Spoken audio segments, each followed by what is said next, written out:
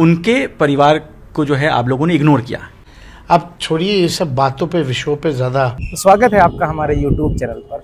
आज मैं एक ऐसी खबर लेकर के आया हूँ, खास करके बिहार की तरफ मैंने अपनी नज़र घुमाई तो पता ये चला कि जो बिहार की राजनीति में आरजेडी के तेजस्वी बाबू ये कहते हैं कि हमारे लिए जिसकी जितनी भागीदारी उसकी उतनी हिस्सेदारी के हिसाब से सियासत को उनको जगह दी जाएगी।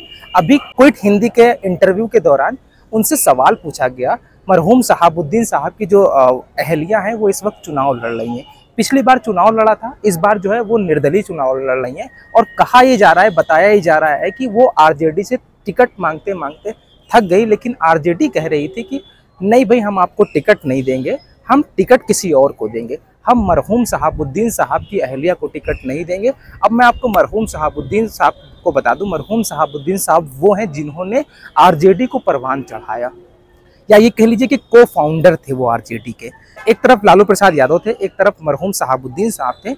उन दोनों ने मिलकर, मैं नहीं कहता कि सिर्फ मरहूम शहाबुद्दीन साहब ने ही मेहनत की, लालू प्रसाद यादव ने भी मेहनत की और आज जो है आरजेडी अपने उरूज पर है। लेकिन मुस्लिम सियासत को आगे बढ़ाने के लिए शायद आरजेडी ने कोई काम नहीं किया। मैं सिर्फ बात करने वाला हूं क्विट हिंदी के इंटरव्यू के दौरान जो तेजस्वी बाबू ने जो जवाब दिया वो मैं आपको बताता हूं। सवाल उनसे किया गया कि आपने हिना साहब, मरहूम शहाबुद्दीन साहब की फैमिली को इग्नोर किया, क्या है इसकी वजह? तो उन्होंने कहा कि हमने किसी को इग्नोर नहीं किया, छोड़िए ये सब बात, छोड़िए इस बात में क्या रखा है, आप बात करिए देश के संविधान की।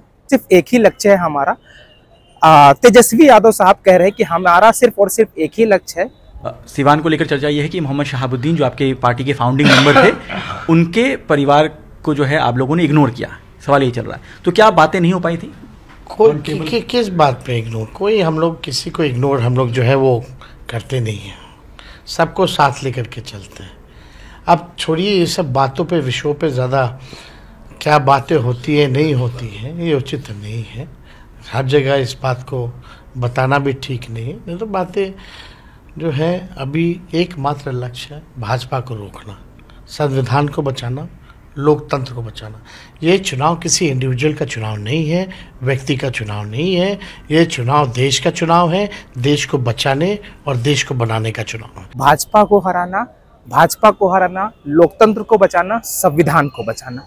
तो मेरा आपसे सीधा सीधा सवाल है, क्या शहाबुद्दीन साहब की अहलिया अगर सिवान के अंदर चुनाव लड़ती तो क्या वो संविधान के खिलाफ चली जाती?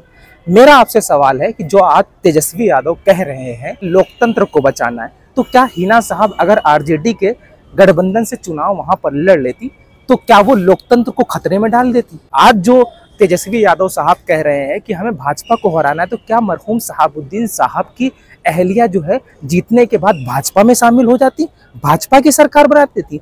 आखिर तेजस्वी यादव साहब, आखिर आपके ये जवाब का रुख किस तरफ है?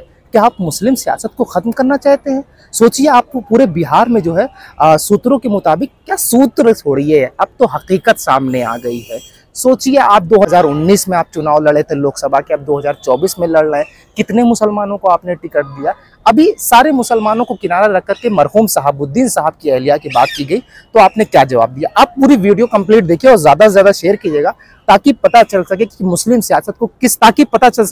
सियासत पर किस तरह से खतरा मंडरा रहा है। ये सो कॉल्ड सेकुलरिज्म वाली पार्टियां सेकुलरिज्म का चोला पहन करके आपके कीमती वोट को हासिल करेंगे और मुस्लिम सियासत को खत्म कर देंगी।